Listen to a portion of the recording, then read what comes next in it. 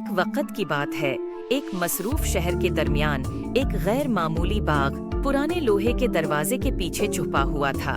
دروازے کی پرانی سی رنگت لوگوں کو باز رکھتی تھی، لیکن جو بھی اندر داخل ہونے کی ہمت کرتا ان کے لیے ایک حیران کن دنیا کا نظارہ ہوتا۔ دروازے کے اندر ایک راستہ کھلتے پھولوں سے بھرا ہوا تھا جو دل کو ایک پرسکون پناہ کی طرف لے جاتا تھا۔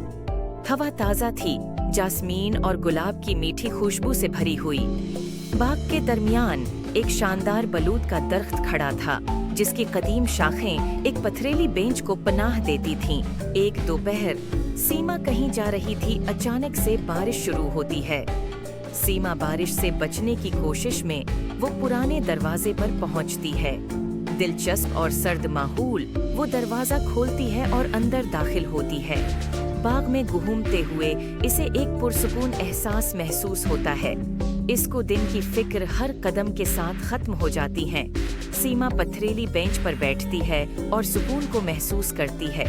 اسے بہت حیرت ہوتی ہے جب بلوط کا درخت اس سے پرسکون آواز میں بات کرتا ہے۔ خوش آمدید سیما، یہ باغ ان لوگوں کے لیے ایک گناہ گاہ ہے جو سکون کی تلاش میں ہیں۔ اپنے خوابوں کو مجھ سے بانٹ لو اور میں تمہیں تمہارے سفر پر رہنمائی کروں گا۔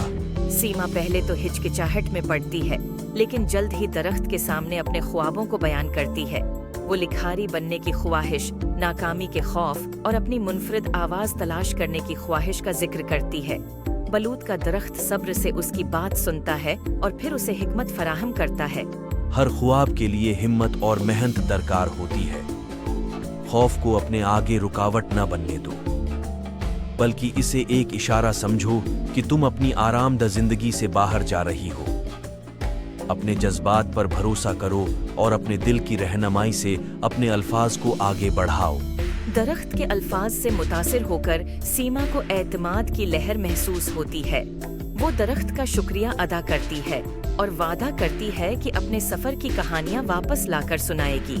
جیسے ہی وہ باغ چھوڑتی ہے، دروازہ نرمی سے بند ہو جاتا ہے اور وہ باغ کو سکون کے نیند میں چھوڑ دیتی ہے۔ سیما اپنے لکھنے کے سفر کو نئے طریقے کے ساتھ شروع کرتی ہے۔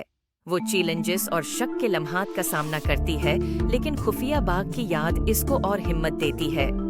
آخر کار وہ اپنی پہلی کتاب شائع کرتی ہے جس میں چھپی ہوئی پناہ گاہ کی خوبصورتی اور سکون سے متاثر یادوں کو اپنی کہانیوں میں شامل کرتی ہے۔ اس کی کہانی اپنے آپ پر بھروسہ کرنے اور غیر متوقع جگہوں میں چھپی ہوئی جادوئی طاقت کی گواہی بنتی ہے، اور اسی طرح خفیہ باغ خاموشی سے ان خوابوں کو رہنمائی فراہم کرتا ہے جو اس کے دروازوں پر بھٹک جاتے ہیں۔ دوستو، اگر آپ کو یہ کہانی اچھی لگی ہو تو لائک کریں اور چینل کو سبسکرائب ضرور کریں۔ ملتے ہیں اگلی ویڈیو میں، تب تک کے لیے